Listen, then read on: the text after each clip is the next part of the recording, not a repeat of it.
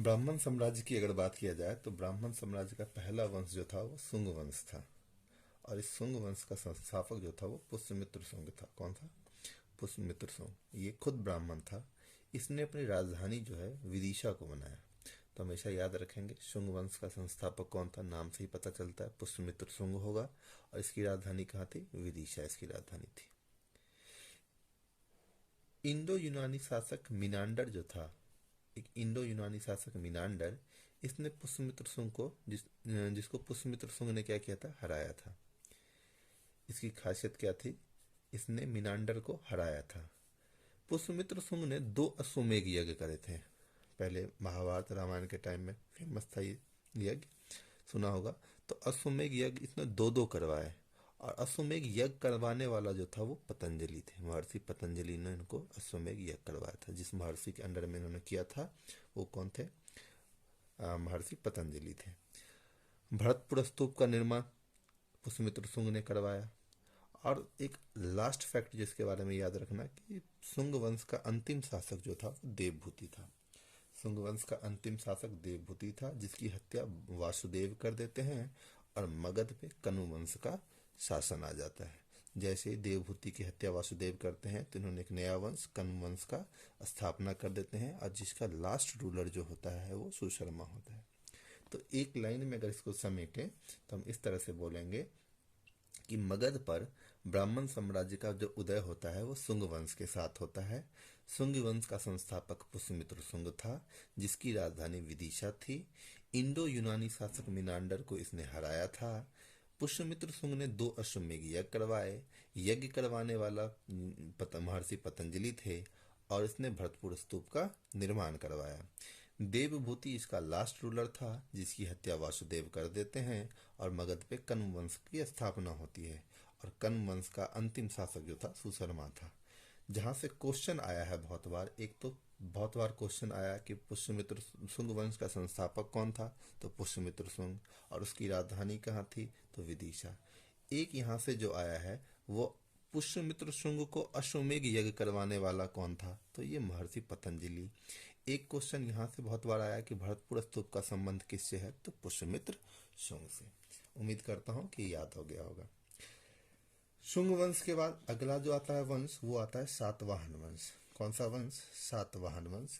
सातवाहन वंश जो था इसके संस्थापक की अगर बात करें तो वो था शिमुख। इसका नाम क्या था? शिमुख। तो पूछे क्वेश्चन, सातवाहन वंश का संस्थापक कौन, तो शिमुख। कब किया इसने स्थापना? तो 60 ईसा पूर्व में। 60 ईसा पूर्व में। तो राजधानी भी बनाएगा ये। तो राजधानी ये अपनी बनाता प्रतिष्ठान में। कहाँ पे राजधानी बनाता है ये? प्रतिष्ठान जो होती है वो गोदावरी नदी के किनारे है। कहाँ पे है? गोदावरी नदी के किनारे। और ये प्रतिष्ठान महाराष्ट्र के औरंगाबाद जिला में है। तो यहाँ से भी आरआरबी में एक बार क्वेश्चन आया कि ये प्रतिष्ठान कहाँ पे है, तो ये औरंगाबाद जिला महाराष्ट्र। ये औरंगाबाद जिला पूछा हुआ था कहाँ पे है, तो वो महाराष्ट्र में है। इसके कुछ शासक हुए जो महत्वपूर्ण थे। एक तो सिमुख खुद था, एक सतकर्णी का नाम सुना होगा, एक गौतमीपुत्र सतकर्णी था। सतकर्णी की अगर बात करें तो इसने 2 अश्वमेध यज्ञ करवाए। इससे पहले किसने करवाया था? पुष्यमित्र शुंग ने भी। इसने 2 अश्वमेध यज्ञ करवाया, साथ ही साथ एक राजसूय यज्ञ भी करवाया इसने। 2 अश्वमेध यज्ञ और एक राजसूय यज्ञ। इसके राज्य में जो साहित्यकार रहते थे, 2 फेमस साहित्यकार रहते थे। एक का नाम था हाल और एक का नाम क्या था? गुणाढ है। एक का नाम था हाल और एक का नाम गुणाढ है। साहित्यकार थे तो कुछ ना कुछ तो लिखा ही होगा। तो हाल ने लिखा गाथा सप्तशता। गाथा सप्तशता। अपनी हाल उसने, अपनी गाथा उसने गा दी। किसने? अपने हाल बकना। उसने क्या हाल चाल, तो उसी से याद था अपनी गाथा गाओ। तो हाल से याद रहेगा। हाल ने क्या लिखा? गाथा सप्तशता। गुणाढ्य की बात करेंगे तो जिसके अंदर गुण होगा उसकी कथा तो बहुत बड़ी होगी। तो गुणाढ्य ने जो लिखा वो क्या था? बृहत कथा। तो पूछेगा कि बृहत कथा किसके द्वारा रची गई, तो गुणाढ्य के द्वारा। हाल के द्वारा कौन सा? तो गाथा सप्तशता। किसके शासनकाल में? तो सातवाहन के शासनकाल में। साथ ही साथ इसने क्या किया था, कुछ सिक्के भी इसके शासनकाल में, कुछ सिक्के भी इसके शासनकाल में आए। तो इसके शासनकाल में कुछ सिक्के भी इसने जारी किए। चांदी के भी सिक्के, तांबे के सिक्के, शीशे के सिक्के और प्रोटीन के सिक्के। चांदा तांबा तो हर कोई कर रहा था, जो भी इससे पहले रूलर आ रहे थे वो कर रहे थे, इससे पहले भी इसका इजाद हो चुका था। खासियत इसकी ये थी कि इसने शीशे के सिक्के बहुत भारी संख्या में जारी किए। सबसे ज़्यादा इसने शीशे के सिक्के बनाए। और ऐसा नॉर्मल सिक्का शीशा नहीं होता था। जो सिक्का बनाने के लिए शीशा मंगाया जाता था वो कहाँ से मंगाया जाता था? रोम से मंगाया जाता था। ठीक है। तीसरी बात जो यहाँ से इम्पोर्टेंट है, इसने ब्राह्मणों को भूमि अनुदान देने की प्रथा की शुरुआत सातवाहनों के शासनकाल में हुआ। जो ब्राह्मण को भूमि दान दिया जाता था, कुछ काम मतलब महत्वपूर्ण काम हुए तो कहते हैं ना ये दान करते हैं ब्राह्मणों को, तो भूमि दान करने की प्रथा की शुरुआत सातवाहन वंश करते हैं। और इसका प्रमाण जो हमें मिलता है एक नाना घाट अभिलेख से मिलता है। किसे?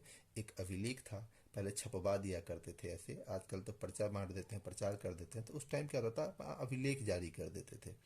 तो नाना घाट अभिलेख से ये प्रमाण मिलता है कि ब्राह्मणों को भूमि अनुदान दिया गया था। हो सकता है इससे पहले भी दिया गया हो, लेकिन प्रमाण नहीं है तो हम नहीं कह सकते।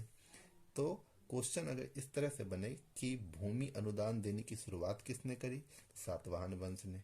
कहाँ से पता चलता है? तो नाना घाट अभिलेख से पता चलता है। ठीक है। शीशे के सिक्के सबसे ज्यादा किसने जारी किए? तो सातवाहन शासक ने। शीशे कहाँ से मंगाए जाते थे? तो रोम से। इस तरह से हम इसको मेमोराइज करेंगे। इनकी राजकीय भाषा जो थी, इनके राज्य की जो भाषा थी वो प्राकृत थी, और लिपि क्या थी? ब्राह्मी लिपि। प्राकृत भाषा का इस्तेमाल होता था इस टाइम में, और लिपि कौन सी होती थी? ब्राह्मी लिपि होती थी। राजकुल जो था वो पितृसत्तात्मक था। अगर इनके वंश के राजाओं के नाम देखो तो सारे के सारे, जैसे गौतमी पुत्र सतकर्णी, तो ऐसे लगता है कि फीमेल ओरिएंटेड है। नाम तो महिलाओं का सम्मान था इनके राज्य में, तो अपने नाम के पहले माता का नाम लगाते थे। लेकिन समाज की जो पद्धति थी वो पितृसत्तात्मक था, यानी कि राजा बनेगा बेटा ही बनेगा। तो राजकुल जो था पितृसत्तात्मक थी, लेकिन महिलाओं का आदर कुछ ज्यादा ही था, है कि नहीं? दो तीन चीजें और इस वंश के बारे में याद रखेंगे। जो सेना होता था, ग्राम प्रशासन संभालने वाला, इसके शासनकाल में जो ग्राम का प्रशासन संभालता था उसको बोलते गौलमिक बोलते थे। क्या बोलते थे? गौलमिक। और इस गौलमिक के अंतर्गत 9 रथ आते थे। 9 रथ, 9 हाथी, 25 घोड़े और 45 पैदल सैनिक होते थे। तो एक गौलमिक के अंदर हो गए 9 रथ, 9 हाथी, 25 घोड़े और 45 पैदल। तो पूछेगा क्वेश्चन, ग्राम प्रशासन सातवाहन वंश के शासन काल में ग्राम प्रशासन को क्या बोलते थे? गौलमिक बोलते थे, है कि नहीं? कुछ चीजें और भी इम्पोर्टेंट है जहां से बहुत बार क्वेश्चन आया है, तो उसको भी देख लेते हैं। इसके शासन काल में कुछ चीजें बनवाई, जैसे कारले का चैत्य, बहुत बार पूछा गया। अजंता एवं एलोरा की गुफाओं का निर्माण। कारले का चैत्य, अजंता एवं एलोरा गुफाओं का निर्माण, अमरावती कला का विकास। तो पूछेगा अमरावती कला का विकास किसके शासनकाल में? सातवाहन के शासनकाल में। अजंता एवं एलोरा की गुफाओं का निर्माण कब हुआ? किसके शासनकाल में? सातवाहन के शासन में।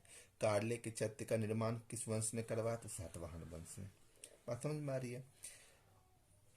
और एक इम्पॉर्टेंट फैक्ट यहाँ से याद रखेंगे, क्वेश्चन पूछेगा कि उस समय जो था उत्तर भारत और दक्षिण भारत के बीच, उत्तर भारत और दक्षिण भारत के बीच सेतु का कार्य करता था ये वंश। इन उत्तर भारत में भी एक कुछ वंश चल रहे थे, दक्षिण भारत में भी, उनके बीच जो सेतु बनाता था वो सातवाहन ही बनाता था। तो इस तरह से इसको याद रखेंगे। नेक्स्ट वंश की बात करें तो नेक्स्ट वंश हमारा क्या है? चेदी वंश। सबसे पहले ब्राह्मण साम्राज्य में 3 वंशों के बारे में पढ़ेंगे। पहला हमने शुंग वंश देखा, दूसरा सातवाहन, और तीसरा हम देखेंगे चेदी वंश, है कि नहीं? चेदी वंश ये मूलतः कलिंग के आसपास का वंश था। कौन सा था? कलिंग। याद आया, अशोक ने ही कलिंग पर जब आक्रमण किया था तो कलिंग को पूरी तरह से मिटा दिया था 261 ईसा पूर्व में। अब फिर से दोबारा चेदी वंश, कलिंग में ही चेदी वंश के रूप में एक वंश उभरता है, और ये प्रथम शताब्दी के आसपास होता है। प्रथम शताब्दी के आसपास इसका उदय होता है।